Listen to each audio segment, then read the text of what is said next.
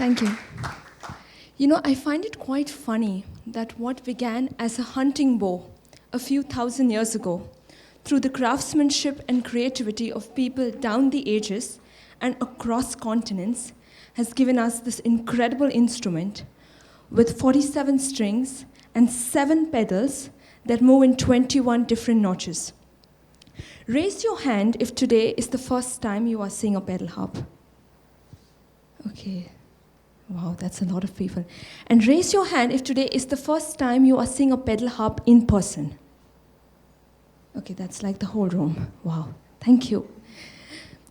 You see, it's like it was almost yesterday. The memory is so vivid. Me, this 12-year-old kid, just switching on the God TV channel, and there is Greg Butchnan sitting behind this incredible instrument playing Amazing Grace. I'd never seen this instrument before. My feet didn't touch the floor. Time stood still. I was literally raptured into a different world. And fast forward, 10 years later, I win the Young Musician of the Year award for piano performance from the Olga and Jules Gras Foundation. And this takes me to France on a scholarship for close to a month of training. And at this summer school, there were students similar to my age wheeling around the same instrument. And I thought, wow, this is amazing. They had teachers sitting next to them teaching them. They had harp practice rooms. They even played at concerts. And I realized, as amazing as those harpists were, if I could learn to play it, it could be me. And then on the last day of the course, there was a list put up of all the harp students and all who would be playing with their names and the countries they were from. And I'm looking at the list, and there were students from all over the world. There was China and UK and Canada and Japan. And I'm searching and scanning the list for someone from India, hoping that, I'll find somebody who can teach me. But there were none. And I realized if I had to learn this instrument, I couldn't sit around waiting for someone to teach me. I had to teach myself.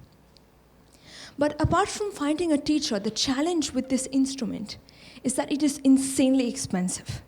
And then you add to that import duties and transport and insurance, and it's impossible. Raise your hand if you've ever had an impossible dream and you had no clue how you're going to achieve it. Okay, we have quite a few dreamers in this room. Thank you. So my rational mind is telling me, okay, Meagan, you're taking things a bit too far. You need to be reasonable, okay? You can settle maybe if you really want to do this, settle for a small lap harp, pluck a few strings, and be done with it. But in my heart, I see a beautifully crafted 47-string pedal harp sitting in my room. And I choose to believe this dream. And I visualize it and I see it in all its details. And I download a picture on my phone because nobody knew what I was talking about. They'd never seen a harp far from a pedal harp. And I tell everybody, this is what I will be learning and this is what I will be getting. I do this for about a month. I was so convinced. You see, the Bible says, where there is no vision, people perish. And so I held on to this vision. And after about a month, I get a call from somebody who'd heard from somebody that I wanted to learn the harp. After 4 lessons, she tells me, so Meagan, I go back to the US in a few days. Do you want to buy this instrument? Of course, right now, why not? But the challenge, I couldn't afford it. I couldn't afford even a fraction of the price. But then the Bible says, ask and you will receive. Seek and you will find. Knock and the door will be opened unto you. And so I decide to ask. The next class I go, I say, ma'am, please could you accept installments? I will definitely pay you, but please could you accept installments? And she agrees. And so she door delivers the harp to my house, the same harp, and she flies back to the US the next day. All she had was my phone number, my email ID, and pure trust in me. She not only gave me the harp, but everything else that I needed as a harpist, which I didn't even know back then that I needed. And 2 years later, my husband and myself, after paying this instrument off, and after scanning every possible online learning platform to learn the harp, traveling the length and breadth of India performing, because this instrument cannot be checked into a domestic flight, so I have to travel by road everywhere it goes.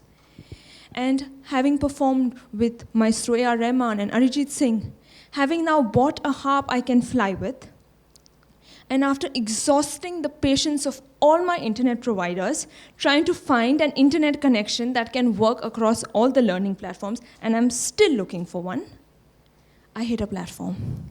I hit a plateau. I realize that for my goals and for what I want to achieve, I need in-person training. And I find that in one of the best harpists and pedagogues in Germany. She did not teach me. She practiced with me.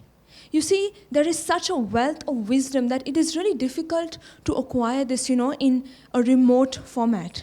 And so we practiced together, and she distilled the wealth of wisdom obtained across generations of harpists in every practice session. And it's been 3 months in Germany with her, and I've just come back. But she taught me not only harp repertoire and harp technique, but also how to teach and every nuance of how to teach. But what brings me the greatest joy is not that I am the first pedal harpist in India and currently the only one. It's not about that.